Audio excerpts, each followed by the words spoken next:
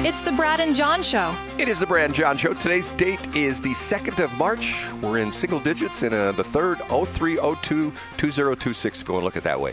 And what do we do in the B block, John? It's time for Brad's Top 3. It's time for Brad's Top 3. It is, and we started off with... It's number 3. Okay, my number 3 and my number 1 are both going to be critical of my industry, okay? Number 3, first off, there's a little bit of tidbit of information that I didn't realize. We bombed Iran on Saturday morning. Now, do you know why they picked Saturday morning, John? I didn't know this until I read about this. Did you know why they picked Saturday morning? Yeah, the government officials in Iran are all watching cartoons in the morning. No. Do you know that in Iran, I don't know if this is across the board a Muslim thing, but in Iran, the work week starts on Saturday. Wow, I did not know that. Now, Brad, have you ever gone on the record talking about how people don't like to work on Saturdays or how, I don't know, other countries get ahead by working on the weekends? Well, I guess their weekend is if they say the work week starts on Saturday, I guess they get what? Thursday and Friday off or something like that. And I don't think they get any days off, Brad. Well, my kind of place. The reason they bombed the place on Saturday morning is because the beginning of the work week, and apparently they have a regularly scheduled meeting of the Khomeini dude, or whatever his name is, the cleric, the head cleric, the supreme commander or supreme leader, whatever the heck he calls himself, and all of his top cabinet level officials. And that's why they were there in that, whatever that building is. And I believe it was the Israelis, fired their missiles from their jets and obliterated the building and killed the supreme leader and like 45 of his top aides. I mean, and it was because I'm thinking about, and the other thing was they claimed that one of the missiles was an errant shot and it hit a girls' school and it killed like 150 young Islamic girls. And when I heard that, I thought to myself, Saturday morning? And then when I did a little research, John, I actually do research on this kind of stuff. That's what I found out, that the work week starts on Saturday and goes for 5 or 6 days. I guess, I don't know. I'll have to look at what days they get off because I thought that the holy days for the Islamists it's for Jewish people, it's Saturdays. I thought it was Saturdays for Islamist people as well, too. I must be wrong, I guess, right? I think they adopted the calendar from Ronnie's barbershop because he was always off on Monday. I mean, I think as a legacy that they probably took it from there. And according to a story that I saw today on johncombest.com, Whiteman Air Force Base was the one that sent B-2s over there. Yes. And we should talk to Bill Eigel because he'd have the scoop on that. Okay, here's where I criticize my own industry, okay?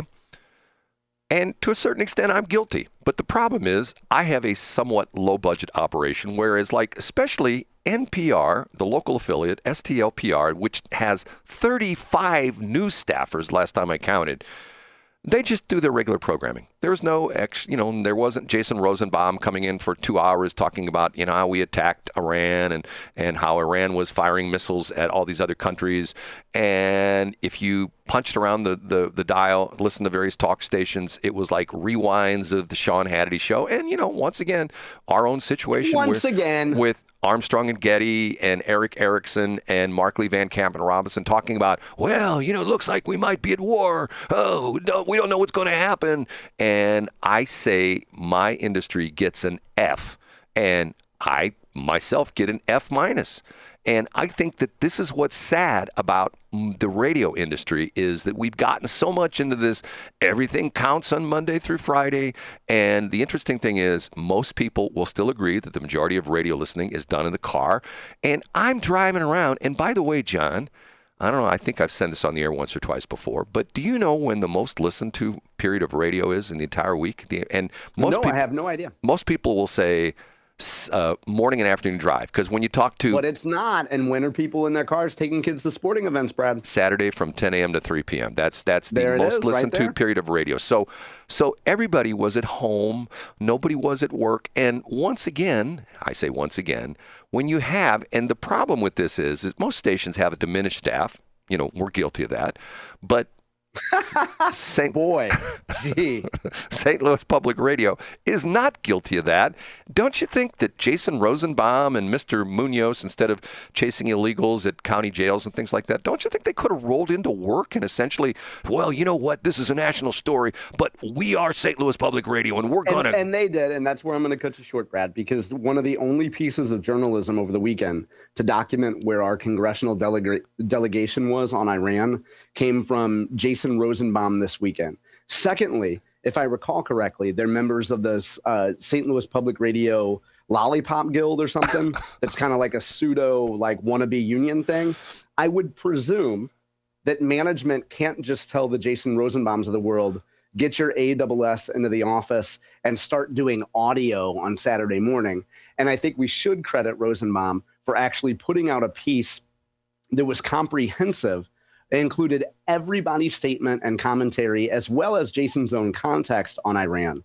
So to suggest, Brad, that Jason didn't do that shows that, I mean, you obviously didn't go to their public radio website, but I'm not talking about audio. I'm talking about someone from St. Louis Public Radio did work over the weekend and was there. But John, there's one fatal flaw to what you just said. Yeah, what's that? What's the name of the operation? A radio is in there, Brad, and it's not 1974. You're not at KSLQ, and a radio station isn't just a broadcast signal. I get it, but once again, if he can put together if he could put together a web piece, can't he get on the radio and do? I'm Jason Rosenbaum, and normally we'd be running some very interesting show right now. Jason doesn't run a radio station off rickety old eBay equipment, where he runs the whole thing himself and then says, "Hold on, John, I got to go fix something. It's screwed up again today." My point. Jason works at a professional operation. Okay. You can't just roll into the office and take over the airwaves. Okay, John.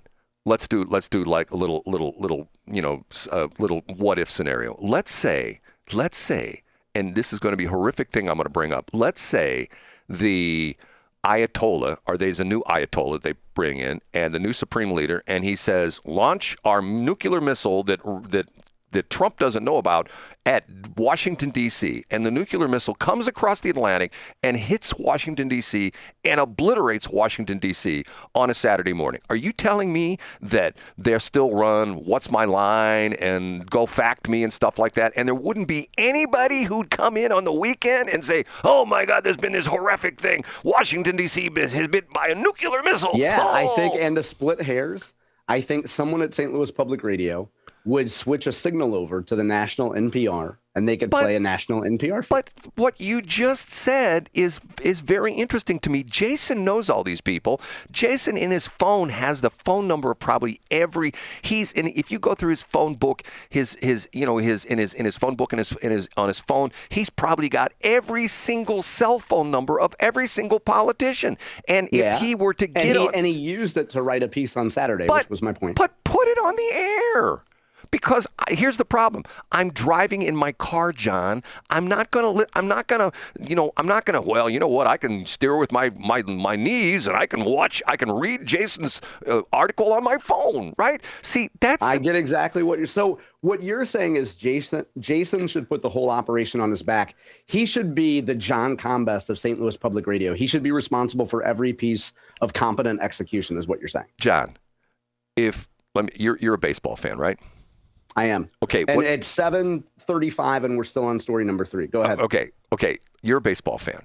The new guy's was named Chaim Bloom. Is that what his name is? Chaim Bloom? Chaim, yeah. Chaim is how probably a white non-denominational guy would say a Jewish name. Go ahead. Chaim Bloom. Okay. His name's Chaim Bloom. Okay. If Chaim Bloom came out and said, hey, you know what? 2025 wasn't a very good year for us, but 2026, you know what we're going to do?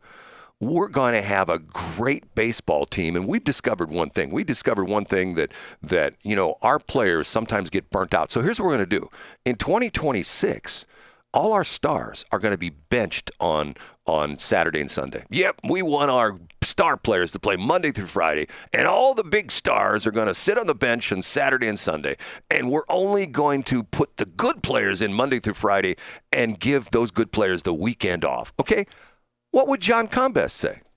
I would say that would be an outrage. And I would say, that I think about it, that's kind of like what happens to radio. That's kind of what happens. The arch could. Brad, I'm surprised you didn't use your arch falling into the Mississippi metaphor, Brad. You've beaten that one to death in 2.5 years. If the arch fell into the Mississippi, no, you wouldn't know about it on St. Louis Public Radio. They'd be playing some national stuff. But the point being is St. Louis Public Radio's union. Aren't the baseball players union? Don't they have a collective a union that they do that? I mean, they work on weekends. I mean, I go to the airport and there's jets flying around. There's air traffic controllers who are union. There's pilots who are union. They don't say, oh, you want to fly somewhere on Saturday and Sunday? Oh, sorry, can't do that. We get the weekends off. You'll just have to wait till Monday morning. I think they're a member of SAG since they're on television, Brad. I think they're a member of SAG. I'm making no headway here. Okay. It's time for Brad's number 2. It's time for Brad's number 2. It is sort of a sad story, and I think it was on St. Louis Public. I saw it a couple different places. Does the name George Edick, E-D-I-C-K, does the name George Edick ring a bell with you, John? No, not at all. George Edick is a historical figure in the music industry in St. Louis. George Edick, for decades, owned and operated the Club Imperial. Are you familiar with the Club Imperial, John? Oh, yeah. Now, isn't this the spot that was shut down? The Club Imperial was and how I know more about the Club Imperial, and I've been there many times. Matter of fact, when I was spinning records for wedding receptions, did quite a few wedding receptions to the Club Imperial, okay? The Club Imperial has a couple interesting aspects to it, historical, one of them being that there was a band called Ike Turner and the something or other, and I can't remember what his band was. And one night he was playing at the Club Imperial, and a little young lady from East St. Louis, I think her real name is like Annie Mae Bullock or something like that, was in the audience at the Club Imperial. And a couple of her friends yelled at Ike, hey, let this lady come on stage and sing. So Ike said, okay, come on up, honey. So she comes up and she knocks the place out. And that was how Ike and Tina Turner got together at Club Imperial. Now, how do I know that story? Because when I was a young lad in college at SIU Edwardsville, we had to do a 30-minute radio program, sort of like what NPR kind of stuff does, where you go out and you record people and you get interviews and you splice it all together, put it together. I did a history of Club Imperial and Ike and Tina Turner. And I called up at the time an old dude by the name of George Edick, and he was so kind to me. He says, come on down. Can you be here tomorrow at 3 o'clock? I said, yes. He spent like 2 hours with me. He went through newspaper articles. He showed me all this stuff.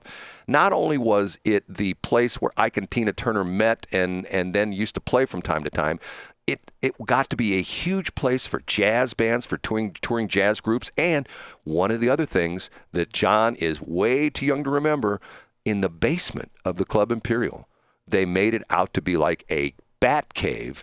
And this is when Batman came on TV, and they had Johnny Rabbit and Bruno J. Grunion, and it was Johnny Rabbit's Bat Cave that was in the basement of, and that was a club for young teens who would go there, and Johnny Rabbit would spin records for the young teens at Club Imperial. The problem with Club Imperial is, and this is sort of a city thing, there was a developer, I want to say like 15 years ago, that wanted to tear the place down and put something else there. And he went through some organization through the city of St. Louis. Some you can't do that. That's historical. Well, they sat around and they sat around, they sat around, they sat around. And now they took engineers and they said, go over to Club Imperial and check it one more time. And the engineers came back and said, building is unstable. It will cost $18 million to bring it up to code and to stabilize the foundation of the building, because the building has like some of the load-bearing walls and some of the load-bearing columns were deteriorating. So now they're going to tear down Club Imperial. And see, here we go once again, John. If this were what was the place where the Beatles went? The Beatles first they played. It was some cave too. Like, wasn't it like in Liverpool, something like that? The cave or something like that. I'm not familiar with that story. Okay, they used to play there all the time. Okay, if Johann Sebastian Bach had played at a club someplace in Berlin, and somebody came along and said, "Oh, the building's in bad shape. We're going to tear it down," people would have said, "No, you're not. You're going to fix it up because that building could last another 300-400 years." This is what I say about St. Louis. Matter of fact, over the weekend, I was driving up Mid-Rivers Mall Drive, and right there at McMenemy, there used to be a dentist office. It's gone. They tore it down. That office was only like 20 years old. I mean, once again, the Ruby Tuesdays I used to eat at when I used to go out on 44, sometimes at 141 there in the Valley Park. Guess what? It's now a parking lot.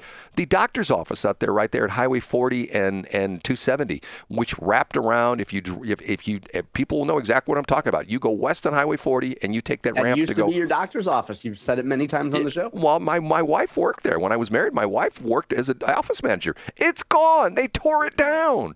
And what's there now? A parking lot. I don't understand this. I'll never understand. I know. It's almost like Janis Joplin sang about this decades ago. That's right. Me and Bobby McGee. Okay, now for number one. And now, big finish, Brad's number. I do believe that our current FCC chairman is taking it a little bit too far again. He's put out not a mandate, but he's put out a advice for broadcasters. Are you familiar with this story, John? No, I'm not. He essentially put out, and he got a lot of press last week. And over the week, I had somebody ask me about this, and they say, one of my friends who knows a little bit about broadcasting, used to be in the broadcasting business. Hey, I saw that thing about Brendan Carr. You got to play all sorts of patriotic music. Brendan Carr is saying that this being 2026, our 250th anniversary. What is that? The sesquicentennial or something like that? Yeah, I think so. Okay. Sesquicentennial. Okay. Our 250th anniversary. Brendan Carr is telling the broadcasters we should, A, start off every morning with the national anthem. When I was on this very station doing music, I used to always do it on Friday mornings, not every morning, but on Friday mornings. And B, we should start doing patriotic-themed shows between now and July 4th. And a lot of people said, okay, Mr. Carr, you're the FCC commissioner. But the interesting part of it is he didn't say this to the ladies on The View. He didn't say this to John Colbert. He didn't say this to the talk Stephen shows. Colbert? I'm thinking Jon Stewart. He didn't say this to the other late night talk show hosts. He didn't tell the people at Channel 5 who are on the air right now doing their show to show up in red, white, and blue suits every morning and have like a big stovepipe hat like Uncle Sam would wear and things like that. He didn't say to start the day off with the national anthem. Although if you're old like me, TV stations used to go off the air at night, and you know what the last thing they did before they went off the air at night, John? They would play the Ray Charles version, Brad. We talked about it many times on the show. They would play the national anthem. And sometimes when they come back on the air in the morning, they play the national anthem as well, too. John, your opinion on this. Was Brendan Carr getting a little bit over his skis, so to speak, when he's saying, the stations need to be more patriotic? I think so. I think he should have gone to Suno. And I think he should have put the words of a certain show and make it a patriotic theme, and let's see what you got. And then then the stations would have the freedom to play their own patriotic anthem. It would end up with something like, they're the ones to follow. You'd have really good lyrics like that, and it would be catchy, and people would call it a bop. I've got some patriotic songs. Here, let me play this. See if you like this one, okay? You ready for this? I'm ready. Well, John Combest, he's a good old boy, likes his music and his down-home joy. But there's one thing that sets John apart. He's got a thing for women in their comfy shoes. Oh. He likes some ladies in their boots and sneakers, with a little heel or some cushion underneath. He don't care how fancy, just wants them relaxed. John Combest, he knows what he likes. Oh, yeah. That sounds patriotic to me, don't you think, John? Oh, it is. It's incredibly flag waving. It's the second best tune I've heard ever since the hard rock version of God Squad .cloud. And it's interesting when I look at the screen here, it says kick back in comfy shoes, and comfy is all capitalized, COMFY. Yeah, I bet that stands for something. I bet somebody had enough attention to detail that they used the exact acronym as written. Okay, we have to take a break.